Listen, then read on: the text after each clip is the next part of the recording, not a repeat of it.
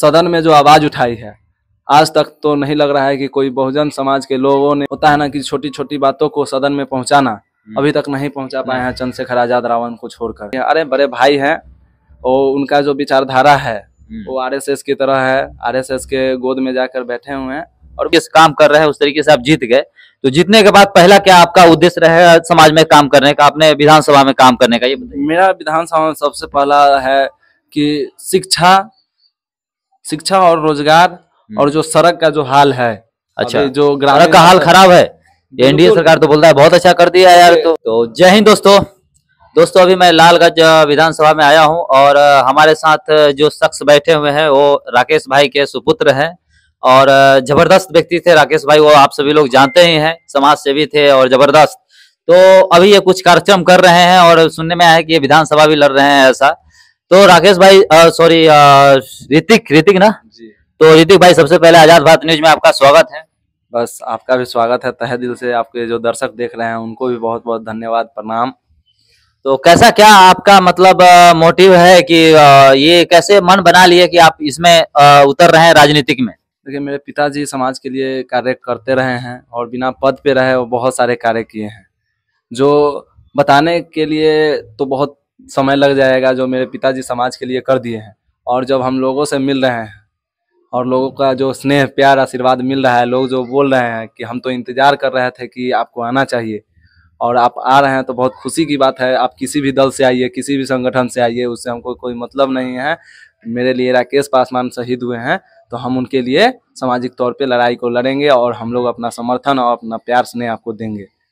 तो आपने बोला किसी भी दल से आइए, तो कौन से दल है ऐसा जिसके थ्रू आप आ रहे हैं ये विधानसभा में? देखिए, हम लोग का दल है आजाद समाज पार्टी और संगठन भीम आर्मी है, जो जिसके राष्ट्रीय अध्यक्ष हमारे बड़े भाई चंद्रशेखर आजाद रावण जी हैं।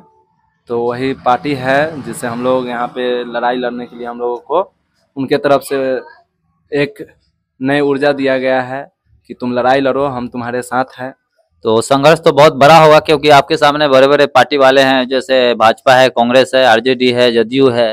तो उन लोगों के सामने कैसे आप भीम आर्मी को ऐसा प्रेजेंट करेंगे लोगों के पास कि आपका मतलब नाम हो और आपका दावेदारी हो, आपका भी एक नाम आए दावेदारी में? बिल्कुल दावेदारी। मेरे पिताजी जब निर्दलीय लड़कर चुनाव 8 से 10 हजार वोट ला सकते हैं सामाजिक तौर पे, तो सोचिए कि अगर भीम आर्मी का ताकत, जो भीम आर्मी पूरे देश में जानी जाती है, जो हमारे देश का एक गौरव, बहुजन समाज के लिए एक गौरवशाली पार्टी है और संगठन है, जो हम बहुजनों की लड़ाई लड़ते आ रही है, तो पूरे बहुजन समाज इस बार एकत्रित है और भीम आर्मी आजाद समाज पार्टी और बड़े भाई चंद्रशेखर आजाद पे अपना फोकस की हुई है। क्योंकि जो लोकसभा का सदस्य बने हमारे बड़े भाई एडवोकेट चंद्रशेखर आजाद रावण, जो उन्होंने सदन में जो आवाज उठाई है, आज तक तो नहीं लग रहा है कि कोई बहुजन समाज के लोगों ने, होता है ना कि छोटी छोटी बातों को सदन में पहुंचाना, अभी तक नहीं पहुंचा पाए हैं चंद्रशेखर आजाद रावण को छोड़कर।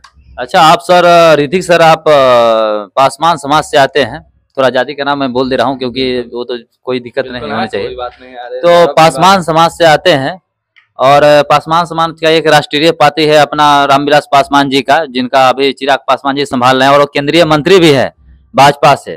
तो उतने आगे निकल गए आपके समाज के लोग और आप उनके विरुद्ध में खड़े हो रहे हैं, कैसा मतलब आपको सामने वाले को गलत फील होगा कि नहीं होगा? मतलब चिराग पासवान जी अरे बड़े भाई हैं और उनका जो विचारधारा है वो आरएसएस की तरह है, आरएसएस के गोद में जाकर बैठे हुए हैं और बड़े भाई हैं, उनको जो लग रहा है वो कर रहे हैं समाज के लिए। तो समाज भी देख रहा है कि समाज के लिए कौन कर रहा है कौन नहीं। और बड़े पार्टी का ये मतलब नहीं है कि आप नीचे स्तर पे काम ना करें, कोई कार्यकर्ता आगे बढ़े तो उसे आगे ना बढ़ाकर आप अपने परिवार को देखें, अपने घर को देखें। तो उस तरीके से बड़े भाई जो हैं अपने परिवार को देख रहे हैं, अपने बहनोई को देख रहे हैं, अपने जो भी हैं उन लोगों को देख रहे हैं। लेकिन समाज में वो जिस पार्टी से जुड़े हुए हैं वो पार्टी का नाम है, समझ लीजिए भाजपा एनडीए ग्रुप है वो। तो एनडीए ग्रुप के आपका कैसा क्या काम दिख रहा है? मतलब काम दिख नहीं रहा है समाज में क्या जमीनी स्तर पे आपको? बिल्कुल नहीं। जाके आप हर एक दलित बस्ती में आप जाकर पता कर लीजिए शिक्षा का क्या अभाव है, शिक्षा का क्या अभाव है, किस तरीके से लोग रहते हैं। आज भी उनको सही मायने से आपको बता दे तो उनको उस तरीके का अथी नहीं मिल पा रहा है। जो डेली वेज जो होता है पैसा 300 रुपया 200 रुपया के अथी पे लोग शोषण कर जो हमारे समाज के लोगों को कमवाते हैं, पैसा भी समय पे नहीं देते हैं।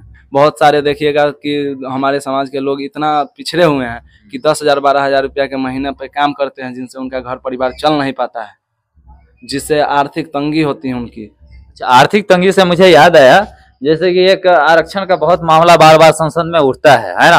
तो आप आरक्षण के ऊपर क्या बोलना चाहते हैं? जैसे कि चिराग भाई बोलते हैं कि आरक्षण थोड़ा कम होना चाहिए, नहीं होना चाहिए, ऐसा कुछ वो कभी कभी आगे बोलते हैं मीडिया में। मतलब जैसा उनका ऊपर से आता है आदेश, उस तरीके से वो काम करते हैं पार्टी के थ्रू। तो आपको आरक्षण के ऊपर क्या बोलना है? ऐसा कुछ देखिए, आरक्षण का सिद्धांत क्या है? आरक्षण जो है हम लोग को इसलिए दिया गया है कि हमारे समाज में जो लोग पिछड़े रह गए हैं उनको आगे बढ़ाने के लिए। अब बड़े भाई जो हैं हमारे चिराग पासवान जी, वो तो आगे बढ़ चुके हैं, तो उनको तो सबसे पहले वो जो बोलते हैं कि आरक्षण छोड़ने के लिए, वो हैं जीतन राम मांझी जी का 2 दिन पहले का बाइट हम देखे हैं, उसमें भी वो बोले हैं कि दलितों को आरक्षण छोड़ देना चाहिए।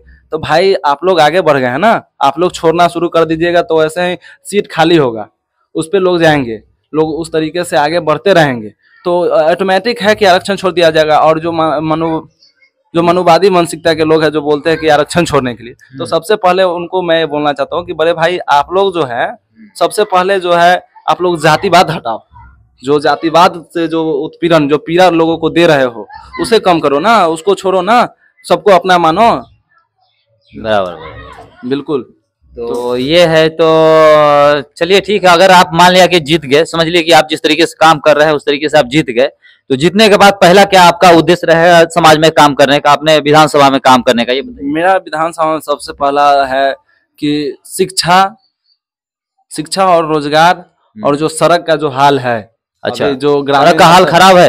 एनडीए सरकार तो बोलता है बहुत अच्छा कर दिया यार। तो किसी गांव में जाइएगा तो सड़क का हाल है कि लोग डनेर पर माहे चलते हैं, जो डनेर कहा जाता है हमारे देहात में। अच्छा, उस पे लोग चलने के लिए मजबूर है, जिसके कम से कम डनेर के अंदर में 500 घर है, लेकिन उनको रास्ता नहीं मिल पाता है। अभी तक जो सरकार है निचले स्तर पे कोई काम ही नहीं कर पाई है। जो ग्रामीण इलाका में जो हम लालू प्रसाद यादव जी ने बोला था, जब मोदी सरकार आई थी तो उन्होंने कहा था कि मैं डिजिटल इंडिया दूंगा। अच्छा। तो लालू प्रसाद जी ने कहा था कि हमको डिजिटल इंडिया नहीं चाहिए, डिजिटल शहर नहीं चाहिए, हमको डिजिटल गांव चाहिए। बराबर बराबर। तो बिल्कुल हमको गांव चाहिए डिजिटल, जो गांव डिजिटल नहीं हो पाया है अभी तक। अच्छा, तो डिजिटल गांव में सबसे पहले आप रोड पे ध्यान देंगे, फिर बाद में शिक्षा पे ध्यान देंगे, है ना? सबसे पहला मेरा महत्वपूर्ण कारण होगा जो है कि शिक्षा, उसके अच्छा। बाद सड़क होगा, उसके बाद रोजगार होगा। क्योंकि देखिए अगर रोड रहा ही नहीं, शिक्षा रहा ही नहीं, तो हमारे लोग रोजगार करने जाएंगे कहाँ? तो सबसे पहले तो हम लोगों को रोजगार की भी उपलब्धि कराना है। जो बड़े बड़े फैक्ट्रियां हैं उनको लालगंज में लाना होगा, निवेश करवाएंगे हम लोग यहाँ पे, क्योंकि यहाँ पे सड़क का जो तंगी है, रोजगार का जो तंगी है बहुत ज़्यादा है। हमारे लोग को रोजगार नहीं मिल पा रहा है। सही बोले तो सही मायने में हमारे लोग आज भी इस तरीके से मजदूरी कर रहे हैं कि उनको जो प्रत्येक दिन का भत्ता होता है वो मिल नहीं पाता है सही तरीके से।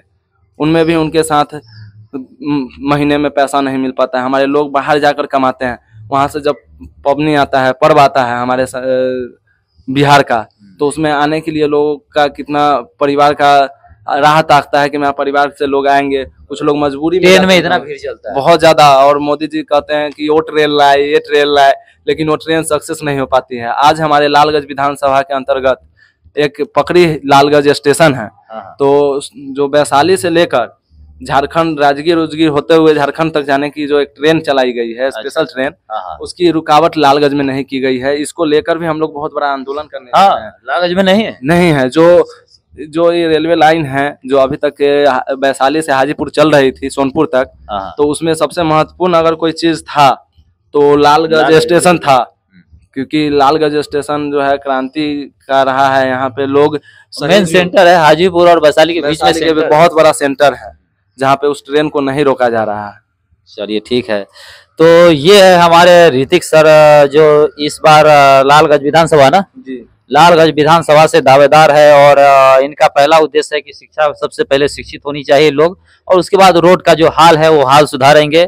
और इस तरीके से इनका विचार है, और कैसा क्या विचार है आप सभी लोग जानते हैं। इस वीडियो पे जरूर कमेंट करना ना भूले, और तब तक के लिए जय हिंद सभी लोगों को।